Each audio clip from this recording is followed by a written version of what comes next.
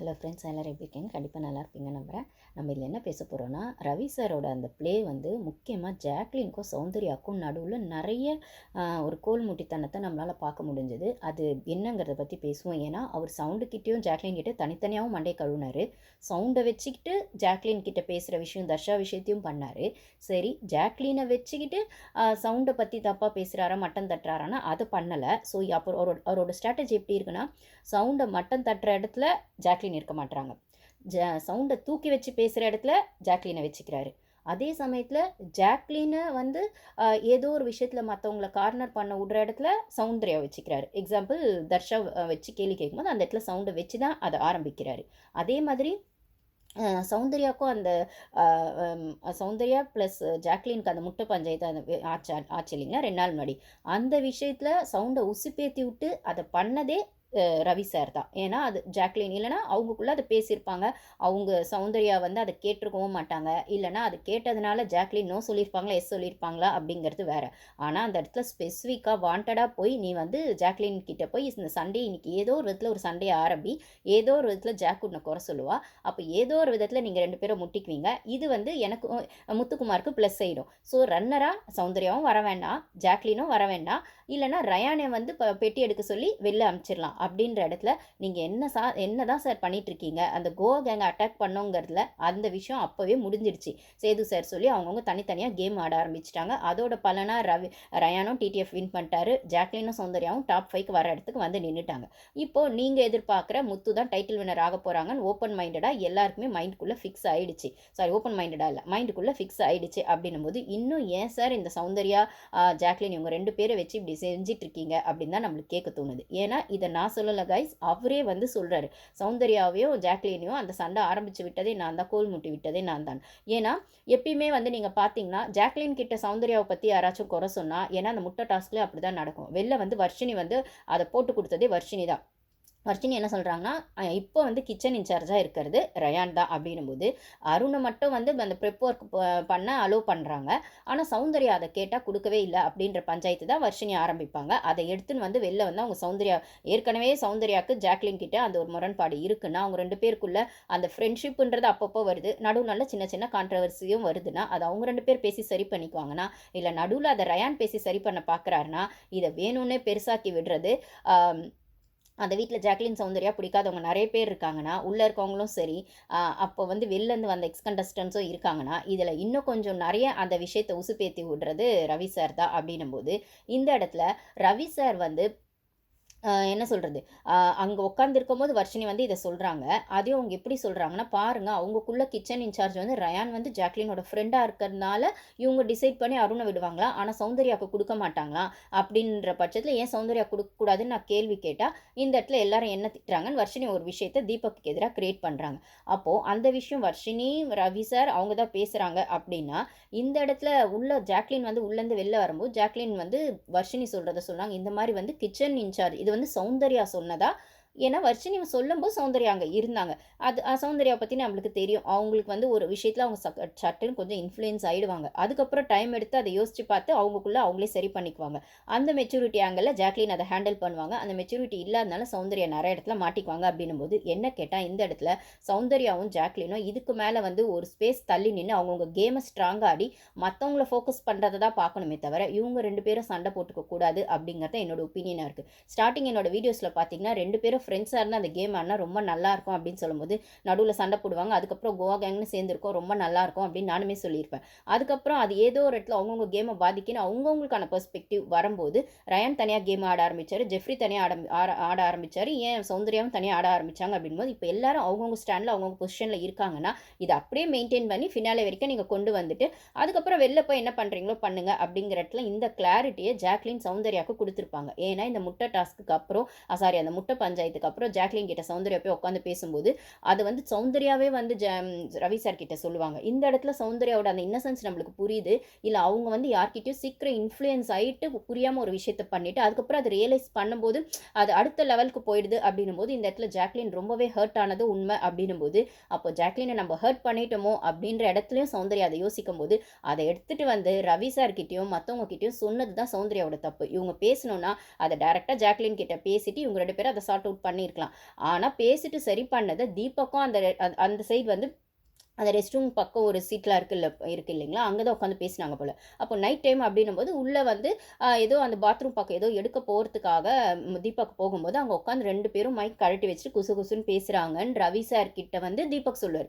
இந்த கோல்முட்டித்தனத்தெல்லாம் தீபக் நல்லா தான் பண்ணுவார். இதெல்லாம் எபிசோடில் காட்ட மாட்டாங்க. பார்த்தாரு செஞ்சாலும் அவங்க பர்சனலாக ஏதோ பேசுகிறாங்கன்னு விட்டுற வேண்டியது தானே. ஏற்கனவே அங்கே மண்டையை வந்து ரவி சார் கழுவிட்டு இருக்காருன்னு நல்லா தெரிகிற இடத்துல சௌந்தர்யா மேலேயும் ஜாக்லின் மேலேயும் அந்த ஹோல் வீடுமே வன்மத்தில் இருக்கிற பட்சத்தில் அவங்களுக்குள்ள அந்த ஒரு வன்மம் இருக்குதுன்றத மீறி தனித்தனியாக அவங்கவுங்க பிரச்சனையை அவங்க வந்து ஃபேஸ் பண்ணிருக்காங்க. சௌந்தர்யாவும் தனியாக ஃபேஸ் பண்ணுறாங்க, ஜாக்லினும் தனியாக ஃபேஸ் பண்ணுறாங்க. அப்படின்னும்போது இதுக்கு நடுவில் இவங்க 2 பேருக்குள்ளேயும் பஞ்சாயத்து கோல் மூட்டி விட்டுட்டு அந்த பஞ்சாயத்து பெருசானதுக்கப்புறம் அவங்க 2 பேருமே உட்காந்து அதை சார்ட் அவுட் பண்ணுறாங்கன்னா ஒரு டீசென்ட் ஜென்யூன் ஜென்டில்மேன், நான் கேட்குறேன், டீசென்ட் ஜென்யூன் ஜென்டில்மேன் தீபக் என்ன பண்ணணும்? சரிம்மா பேசுனீங்க, பஞ்சாயத்து ஆச்சு, இப்போ நீங்களே வந்துட்டு சமாதானம் ஆயிட்டீங்க, சந்தோஷம் அப்படின்னு சொல்லணும். இல்லை பார்த்துட்டு பார்க்காத மாதிரி சைலண்ட்டாக வந்துடணும். சரிப்பா சண்டை போட்டாங்க, ஃப்ரெண்ட்ஸ் பேசிக்கிறாங்க, சரி பண்ணாங்க. ஏன் நீங்களும் முத்துவும் அருணும் சண்டை போட்டுட்டு சாரி முத்து கூட தான் இவர் சண்டையே போடல, சாரி நான் மாற்றி சொல்லிட்டேன், முத்து கூட தான் இவர் சண்டையே போடல, முத்துவும் இவர் கூட சண்டையே போடலை, அதனால தானே வெளில போனார். ஓகேங்களா? அப்போது மஞ்சரி சண்டை போட்டதுனால வெளில போனாங்களா முத்து கிட்ட இருந்துன்னா அது அப்படியே கிடையாது. மஞ்சரி வந்து முத்துவை விட முன்னாடி வந்து டைட்டில் வின்னர் ஆயிடுவாங்களோ அப்படின்றதுனால சேனல் அவங்களும் அதில் வெளில அனுப்பிச்சிட்டாங்க. அவ்வளோதான் விஷயம். ஓட்டிங் இல்லை அப்படின்னு சொன்னாலுமே அப்போ அஃபிஷியல் ஓட்டிங்கில் என்ன அவங்க இருந்தாங்கன்னு நம்மளுக்கு தெரியாதுல்ல. இப்போது ஓட்டிங் தீபக்கு இருக்குது, அதனால் வெளில போக முடியாது, ஏன் அனுப்பிச்சாங்க, அன்ஃபேர்னு கத்திட்டு இருக்க ஒரு கூட்டம் தீபக்கு ஓட்டிங் இருக்குது, சரி ஓகே. ஆனால் அன்அஃபிஷியல் ஓட்டிங்கில் இருக்கா இல்லைன்னு உங்களுக்கு எப்படி தெரியும்? அவங்க இல்லைன்னு தான் அனுப்பிச்சேன்னு ஒன்று சொல்கிறாங்கல்ல, அப்போ நீங்கள் நம்பணும்ல. அதே நம்பலை. அப்போ அன்அஃபிஷியல் ஓட்டிங்கை அஃபிஷியல் ஓட்டிங்கை கேள்வி கேட்காத இந்த ஜனங்க இப்போ அன்அஃபிஷியலில் தீபக்கு ஓட்டு இருக்குது, ஆனால் அஃபிஷியலில் ஓட்டு இல்லைன்னு தான் நாங்கள் அனுப்புகிறோன்னு ஒரு ரீசன் சொல்கிறாங்க. மக்கள் மேலே வந்து பழி போடுறாங்க. நாங்கள் தான் ஓட்டு போட்டோமே, இருக்கே தீபக்கு தான் ஓட்டு, அப்படியே அனுப்பிச்சிங்கன்னு கேள்வி கேட்குற இந்த ஜனங்க இப்போ அஃபிஷியல் ஓட்டே எங்களுக்கு காட்டுங்க அப்படின்னு சொல்லும்போது லாஸ்ட் வீக் அன்அஃபிஷியல் ஓட்டிங்கில் மஞ்சரிக்கு இல்லை, அதனால் போனாங்கன்னு அன்அஃபிஷியல் ஓட்டிங்கன்னு நம்பினீங்க, ரைட்டா? ஆனால் அஃபிஷியலையும் சரி அன்அஃபிஷியலையும் சரி இருக்கா இல்லையான்னு உங்களுக்கு எப்படி தெரியும்? அன்அஃபிஷியலில் மட்டும்தான் நீங்கள் வெளில பார்க்க முடியும். அஃபிஷியலில் வெறும்னு சேனலுக்கு மட்டும்தான் தெரியும். அப்படிங்கிற பட்சத்தில் அப்போ மஞ்சரிக்கும் போன வாரம் அஃபிஷியலில் இருந்திருக்கலாம்ல, சேனல் பிளான் பண்ணி மஞ்சரியை வெளில அனுப்பிச்சிருக்கலாம்ல. அதையும் அப்படி யோசிக்க மாட்டீங்க. ஸோ எப்படி பார்த்தாலுமே உங்களுக்கு அஃபிஷியல் ஓட்டிங் தெரியாதுல்ல. போன வாரம் மஞ்சரிக்கு இருந்துச்சுன்னு தெரியாது, இல்லைன்னு தெரியாது. இந்த வாரம் தீபக்குக்கோ இருந்துச்சுன்னு தெரியாது, இல்லைன்னு தெரியாது. நீங்கள் வச்சு பேசுறது அன்அஃபிஷியல் மட்டும்தான் வச்சு பேசுகிறீங்க. அப்போது அதில் அந்த டிஃப்ரென்ஸ் என்னவா இருக்குன்னு அஃபிஷியல் ஓட்டிங்கில் நம்மளுக்கு தெரியாத பட்சத்தில் விஜய் டிவி அதை காட்டாத அந்த ஹைட் அண்ட் சிக்ஸ் வச்சு தான் இந்த விளையாட்டை விளையாடுறாங்கன்னா அதுதான் பிபிஓட பிளானே. நீங்கள் இத்தனை சீசனில் பார்த்தீங்கன்னா அஃபிஷியல் ஓட்டிங் எப்போ வந்து கண்ணில் காட்டியிருக்காங்க பிபி டீம், விஜய் டிவி. அதுதானே அந்த அந்த ஒரு ஷோக்கான சக்ஸஸாகவே அவங்க கொண்டு போகிறது அதுதானே. ஏன்னா எண்ட் ஆஃப் த டே அந்த அத்தாரிட்டி டெசிஷன் அவங்க கையில் இருக்குது. ஸோ இதில் தீபக்கு மட்டும் நீங்கள் கத்திட்டு இருக்கணும்னா எல்லா கண்டஸ்டன்ஸ்க்கும் தான் நீங்கள் கத்திட்டு இருக்கணும், எல்லா வாரம் தான் இதை நீங்கள் கேட்டுருக்கணும். இந்த வாரம் மட்டும் அஃபிஷியல் ஓட்டிங்க கேட்குறீங்கன்றது தான் என்னோட விஷயமா இருக்குது. சரி ஓகே, இது இப்படியே இருக்கட்டும். இந்த பக்கம் வந்து அப்போ அவ்வளோ ஜென்டில்மேனாக இருக்க தீபக் வந்து சௌந்தர்யாவும் ஜாக்லினும் பேசுனாங்கன்னா ஒன்று அதை பார்த்து சந்தோஷப்படணும், இல்லை சந்தோஷம்னு சொல்லிட்டு பட்டும் படாமல் விட்டுறணும். அதை எட்டுனது ரவி சார் கிட்ட சொன்னோன்னே அவருக்கு திருப்பி ஒன்று என்ன ஆயிடுது அவர் மைண்டுக்குள்ளே, இல்லை அங்கே இருக்கவங்கிட்டையும், அதுவும் அங்கே யாரோ இருக்காங்க எக்ஸ் கண்டஸ்டன்ஸ்லாம் ஜாக்லினுக்கும் சௌந்தர்யாவுக்கும் ஆகாதவங்க, சுனிதாவோ வர்ஷினியோ எல்லாம் இருக்கும்போது நேற்று நைட்டே அதை பேசி சரி பண்ணிட்டாங்க தெரியுமா அப்படின்னு சொல்லி ஆரம்பித்து சொல்கிறார். ஏன்னா அதை பார்த்தது அவர் தீபக் தான். அப்படின்னும் அப்படியா பேசிட்டாங்களா அப்படின்னு கேட்குறாரு ரவி சார். இதெல்லாம் என்ன வேலை? அவரு மண்டே கழுவுறாருன்னு நல்லா நம்மளுக்கு தெரியும் ரவி சார். அப்போ ஜென்யூன் ஜென்டில்மேனாக இருக்கவர் அவர் என்ன பண்ணணும்? தீபக்கு கம்முன்னு விடணும்ல. அன்றைக்கி நீங்கள் அருண் கூட சண்டை போடும்போது நீங்களே சண்டை போட்டிங்க, நீங்களே சரி பண்ணீங்க. அப்போ பக்கத்துலேருந்து வேடிக்கை பார்த்த ரஞ்சித் சார் வந்து அதை பெருசாக்கினாரா? அவர் ஒரு நல்ல ஒரு சீன் போடணும்னு அவர் ஒரு சீன் போட்டார். சுற்றி இருக்கவங்க எப்படி சரி பண்ணிட்டீங்களா? ஓகே, இதில் மண்டை காஞ்சது விஷால் தான், அன்றைக்கான பிரச்சனை இல்லை. அப்படின்னும் போது இப்போ இதை ஏன் சார் நீங்கள் வந்து பண்ணுறீங்க? இதே இந்த இடத்துல ஜாக்லின் இருந்திருந்தாலும் சௌந்தர்யா இருந்திருந்தா ஒன்று சௌந்தர்யா இருந்தால் கண்டுக்காமல் போயிருப்பாங்க. ஒரு வேளை தீபக்குக்கோ அருண்கோ இல்லை தீபக்கோ விஷாலுக்கோ சண்டைனா அவங்களே சண்டை போட்டாங்க சரி பண்ணிட்டாங்கன்னு சொல்லி ஜாக்லின் சந்தோஷப்படப்பா சரி பண்ணிட்டீங்களாடா, ஓகேடா சரி பண்ணிட்டீங்களாண்ணே ஓகேண்ணே அப்படின்னு சொல்லியிருப்பாங்க ஜாக்லினோட மெச்சூரிட்டிக்கு. சௌந்தர்யா என்ன சொல்லியிருப்பாங்க? அவங்களே சண்டை போட்டாங்க, அவங்களே சரி பண்ணாங்க, இதில் நம்மளுக்கு என்ன இருக்குது அப்படின்னு தள்ளி போயிருப்பாங்க. ரெண்டுமே அவங்கவுங்களுக்கான கேரக்டரிஸ்டிக். இதில் தீபக்கோட கேரக்டர் எப்படி இருக்குது அதை எடுத்துகிட்டு வந்து ஏற்கனவே அங்கே வன்மத்தை கொட்டிட்டு இருக்க கண்டஸ்டன்ஸ் கிட்ட அவங்களோட ஃப்ரெண்ட்ஷிப்பை வந்து என்ன சொல்கிறது மட்டம் படுத்துகிற மாதிரி எடுத்துகிட்டு வந்து நீங்கள் சொன்னது தீபக் சார் என்ன விதத்தில் உங்களோட ஜென்டில்மேன் அக்ரிமெண்ட் சார் அப்படின்ற மாதிரி இருக்குது. இதில் வந்து எக்ஸ் கண்டஸ்டன்ஸ் வெளிலேருந்து வந்தால் அலைன்ஸ் போட்டுட்டு நம்மளாம் அவங்கள வந்து டார்கெட் பண்ணுவோம், இல்லைனா அவங்க என்ன நம்மளை டார்கெட் பண்ணாலும் நம்மளாம் ஒத்துமையாக இருக்கணும்னு சொன்னதே விஷால் தானே. அதை எல்லாருமே அந்த எத்திக்ஸோட ஃபாலோ பண்ணாங்கல்ல. யாருமே வந்து தீபக்கை பற்றி ஜாக்லின் கிட்ட சொல்லும் போதும், அதே ஜாக்லின் சௌந்தர்யா கிட்ட தீபக் பற்றி சொல்லும் போதும், இல்லைனா வந்து என்ன சொல்கிறது, அருண் விஷால் அப்படின்னு அவங்கள வந்து எக்ஸ் கண்டஸ்டன்ஸ் டார்கெட் பண்ணும்போதும், வெளிலேருந்து வந்த ஆர்னவ் அப்படி வந்து பேசினது தப்பு தான் அப்படின்னாலுமே, அங்கே போய் நீங்கள் அவர் அட்டாக் பண்ணுவீங்க, விஷாலை பேசும்போது அட்டாக் பண்ணுவீங்க, ஜெஃப்ரியை பேசும்போது அட்டாக் பண்ணுவீங்கன்னா, இந்த இடத்துல அர்ணவ் வந்து ஆர்வக்கொளரில் தான் ஒன்று பேசினார். அவர் குறை சொல்லணும்னு வந்தது ஜெஃப்ரியும் சத்யாவும். இதில் தேவையில்லாத வார்த்தைகளை விட்டு அதில் சம்மந்தப்பட்ட 4 கேர்ள்ஸ் அங்கே இருக்காங்க, இல்லை விஷாலை பேசும்போது அங்கே 2 கேர்ள்ஸ் இருக்காங்க, ஜெஃப்ரியை பேசும்போது ஜெஃப்ரியை தம்பியாக பார்த்த வர்ஷினியோ, ஜாக்லினோ, சௌந்தர்யாவோ, அப்புறம் வந்துட்டு சுனித், இவங்க இன்னொரு கண்டஸ்டன்ட் இருக்காங்களே, எனக்கு பேர் மறந்துச்சு. ஸோ அவங்க இருக்க எல்லாருமே வந்து பவித்ரா ஆப்வியஸாக பவித்ரா, இவங்க 4 பேருமே இப்போ சப்போர்ட் பண்ணுறாங்கன்னா, ஏன்னா அவங்க ஜெஃப்ரி கூட தம்பி மாதிரி அக்கா தம்பின்னு பழகும்போது அவங்களோட பேரும் வெளில ரிப்பேர் ஆகிறதுக்கு வாய்ப்பு இருக்குன்னா, அந்த இடத்துல ஒரு வார்த்தையை விட்டது தப்புன்னா, அவங்களுக்கான ஸ்டாண்டுக்காகவும் போய் நின்னாங்க. கூட பழகின ஒரு கண்டஸ்டன்ட் பற்றி தப்பாக வெளியில் ப்ரொஜெக்ட் ஆகக்கூடாது, இல்லை தம்பி பாசத்தில் அது அந்த தம்பியாக தான் நாங்கள் பழகணும், இல்லை அவனும் வந்து அக்காவாக தான் எங்கள் கூட வந்து அந்த ரெஸ்பெக்டாக அதை மெயின்டைன் பண்ணா அந்த ரிலேஷன்ஷிப்புன்னு சொல்கிற வகையில் அங்கே இருக்கவங்கலாம் போய் நின்னாங்கல்ல. ஆர்னவ் பேசும்போது தப்பு அப்படின்னு சொல்லும்போது, அந்த இடத்துல டெக்கோரம் மெயின்டைன் பண்ண தீபக் சார் வந்து, இது டெக்கோரம் இப்படிலாம் பேசாதீங்க அப்படின்னு சொல்லும்போது, அப்போ தனியாக இருக்கும்போது உங்கள் டெக்கோரம் எங்கே போகுது தீபக் சார் அப்படின்னு எனக்கு ஒரு கேள்வி வருது. அப்போது சௌந்தர்யாவை பற்றி விஷால் எத்தனையோ இடத்துல வந்து சௌந்தர்யா பற்றி தப்பாக பேசும்போது தனியாக பேசினார். அப்போ உங்கள் டெக்கோரம் எங்கே போகுது தீபக் சார்? நான் கேட்குறேன். எத்தனை இடத்துல விஷால் வந்து சௌந்தர்யா பற்றி தப்பாக பேசும்போது நீங்கள் முத்து இருந்திருக்காரு, தீபக் இருந்திருக்காரு, ரஞ்சித் இருந்திருக்காரு. ஏன் அந்த பிங்க் ஷர்ட் விஷயம்னு வர பட்சத்தில் அந்த இடத்துல ஆட்டிடியூடை வந்து தீபக் வந்து சௌந்தர்யா மேலே காட்டும் போது சிவகுமாராக இருந்திருக்காரு. அதுக்கப்புறம் சிவகுமார் 2 பேர்கிட்டமே வந்து சமாதானப்படுத்தினார். சௌந்தர்யா கிட்டேயும் பண்ணார், தீபக் கிட்டேயும் பண்ணார். இதை பற்றி நம்ம அப்பயே ஷார்ட்ஸோ வீடியோஸோ போட்டிருக்கோம். அப்போது அவராவது அந்த ஜென்யூனிட்டியாவது ஃபாலோ பண்ணார் சிவா சார். அது மாதிரி அந்த பொண்ணு இன்டென்ஷன்லாம் பண்ணல சார், விட்டுருங்க அப்படின்னு. அதே மாதிரி சௌந்தர்யா கிட்டேயும் அவர் ஏதோ கோவத்தில் பண்ணிட்டாருமா விட்டுருமான்னு அந்த ஜென்யூனிட்டி பண்ணார். அங்கே இருந்த ரஞ்சித் அதை பண்ணாரா?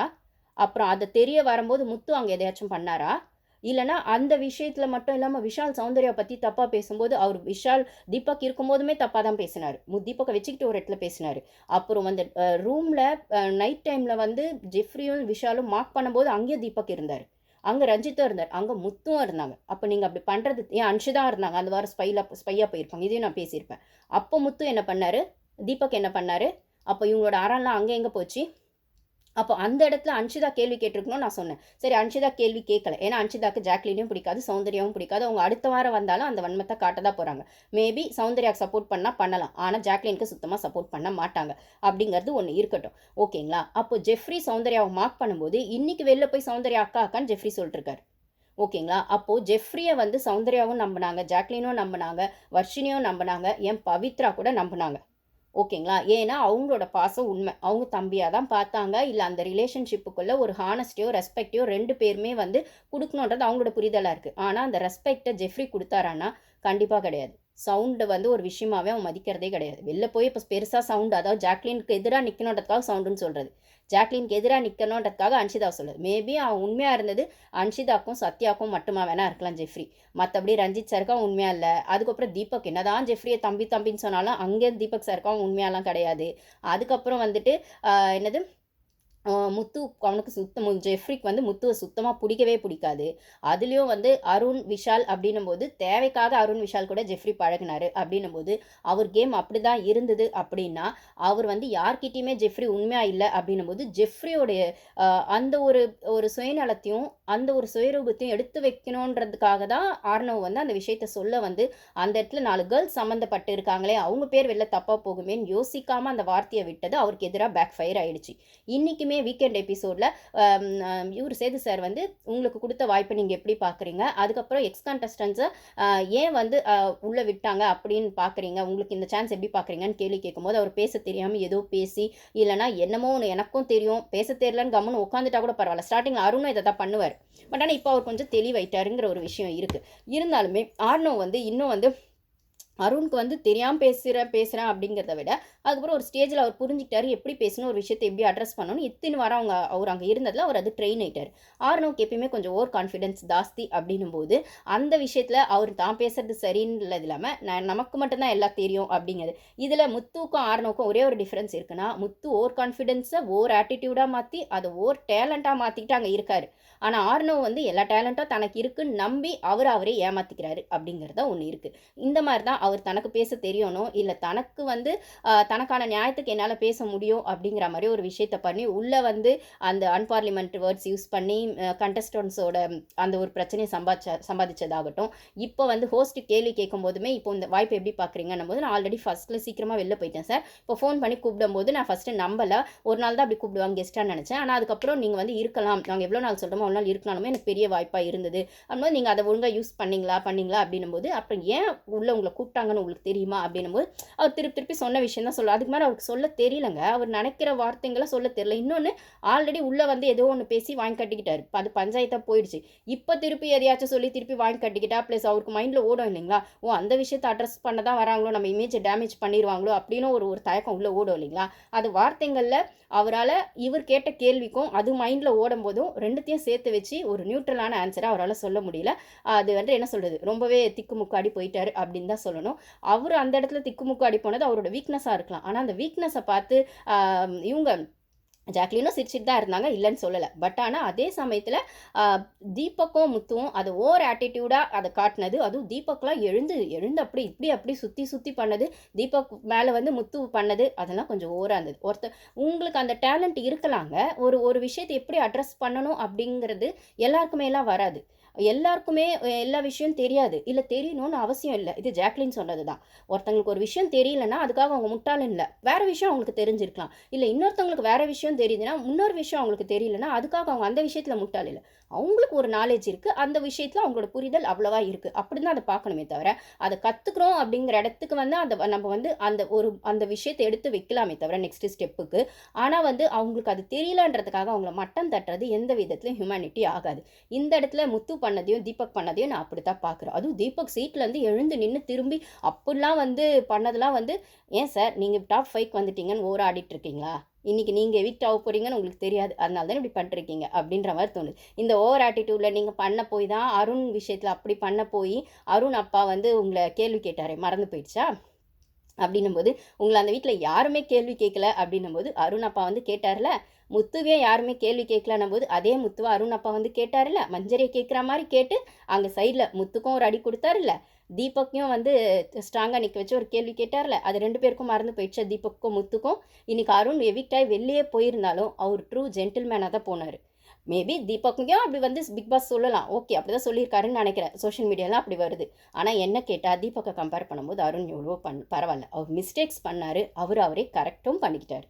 ஸோ மிஸ்டேக்ஸ் பண்ணுறது மனித இயல்பு, ஆனால் அதை கரெக்ட் பண்ணுறது தான் ரொம்ப ஒரு பெரிய விஷயம். அப்படின்னும்போது அதை அக்செப்ட் பண்ணணும். ஃபஸ்ட்டு அக்செப்ட் பண்ணுறதுக்கே ஒரு புரிதல் வேணும், அதுக்கப்புறம் அது கரெக்ட் பண்ணுறதுக்கு இன்னும் கொஞ்சம் மெச்சூரிட்டி வேணும். அப்படின்னா ஆர்னவ் இது ஸ்டார்ட் ஆன இடத்துலேயே தான் நிற்கிறார். முதல்ல அவர் அக்செப்ட் பண்ணுற இடத்துல இல்லை, அதுக்கப்புறம் புரிஞ்சிக்கிற இடத்துக்கு போகிறதுக்கு அவர் லைஃப்பில் தான் அதை புரிஞ்சிக்கணுமே தவிர இந்த பிக் பாஸ் ஷோவில் அவருக்கான சான்ஸ் அது இல்லை, அது முடிஞ்சிச்சு அப்படின்னு தான் நம்ம வச்சுக்கணும்னா. ஆனால் இந்த பிக் பாஸ் சான்ஸை யூஸ் பண்ணி அருண் வந்து அழகாக அந்த புரிதலுக்கான இடத்துக்கு போய் நின்றுட்டாரு. அது அவரோட அழகான இன்னைக்கான அந்த எவிக்ஷனில் நல்லாவே தெரிஞ்சது.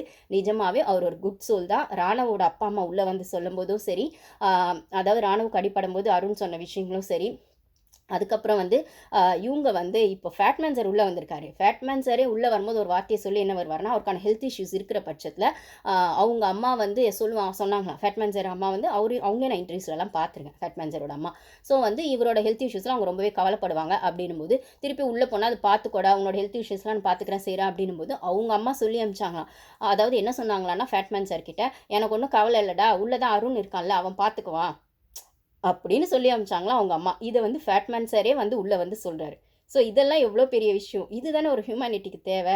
அந்த கேமை நீங்கள் ஆடுங்க, கப்பு வின் பண்ணுங்க, பண்ணாதீங்க. அந்த பேசிக் ஹியூமனிட்டியும் இல்லை நம்மக்குள்ளே இருக்க நல்ல விஷயங்களை நம்ம மிஸ் பண்ணி அந்த கேமுக்காக ஒன்று பண்ண போய் ஸ்ட்ராட்டஜினோ இல்லைனா வந்து அன்எத்திக்கலாவோ ஏதோ ஒரு விஷயத்த பண்ண போய் இவங்க இப்படித்தானா அப்படின்னு மக்கள் மத்தியில் அவங்க மனசில் பதியறதுக்கு பதில் இவங்க இவ்வளோ அழகாக தப்பு செஞ்சாங்க ஆனால் மாறிட்டாங்கல்ல.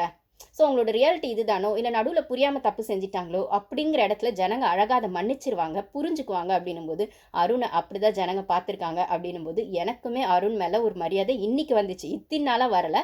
இப்போ 2-3 வாரமாக அவரோட கேம் சட்டில் இருக்குது. அப்படின்னா அவர் அவரோடத தன்மையை இழக்க விரும்பலை அப்படிங்கிறது தான் உண்மையாக இருக்குது. ஏன்னா அவருக்கு வந்து அந்த முத்து மாதிரி ப்ளே பண்ண வரல அப்படிங்கிறத விடவும், முத்து மாதிரி ஸ்ட்ராட்டஜி ப்ளே பண்ணி அன்ஃபேராக ஒரு விளையாட்டை விளையாடி, இல்லைனா கத்தி கத்தி தன்னை நல்லவன் ப்ரூஃப் பண்ணி ஒரு விளையாட்டை விளையாடணும்னு அவருக்கு அவசியம் இல்லை.